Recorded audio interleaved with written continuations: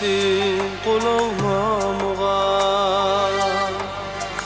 Adınım yürekte dilimde doğar. Beş berdendine gerektin ilmidam. Ecem ecem ecem cana can ecem. Mehrini darinlap küfeyer bugün.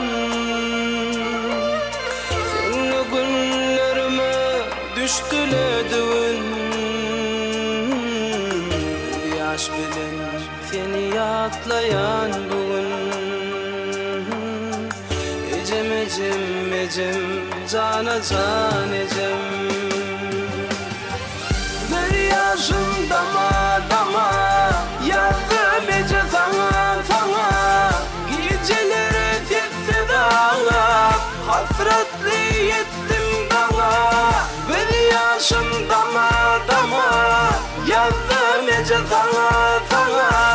Geceleri sessiz ağlar hasretli yettim dala.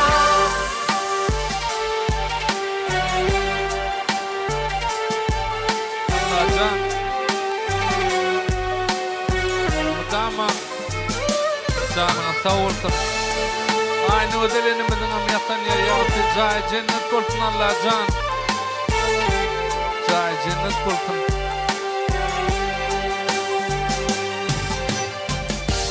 Canıcı, kitap yanıcı.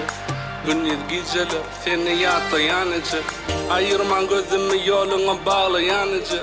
Ne deyin çaresiz yana ağlayanıcı. Dört oğlunu ikici kıydınım.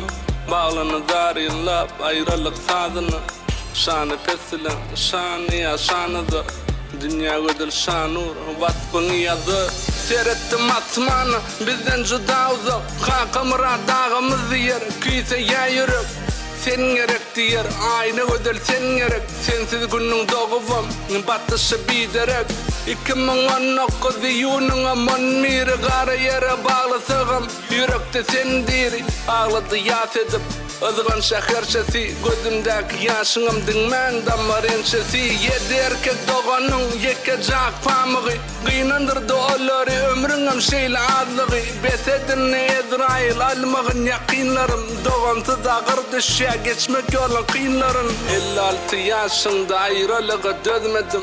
Şeyle vırsadadın insan gönlüne değmedin. Mehirli paykaslı itkışık dünyadın. Allah'ın peşkeş etsin cayınım cennetin. Bir yaşım dama dama yazdım ece sana sana. Geceleri sessiz ağlar hasretli yettim dala. Bir yaşım dama dama yazdım ece sana sana. Geceleri sessiz ağlar hasretli yettim dala.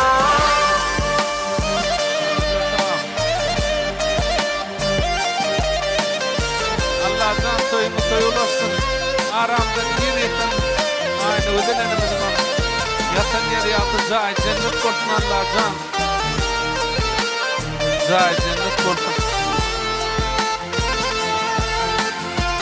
Cahil cennet olsun Allah. Sağ olun.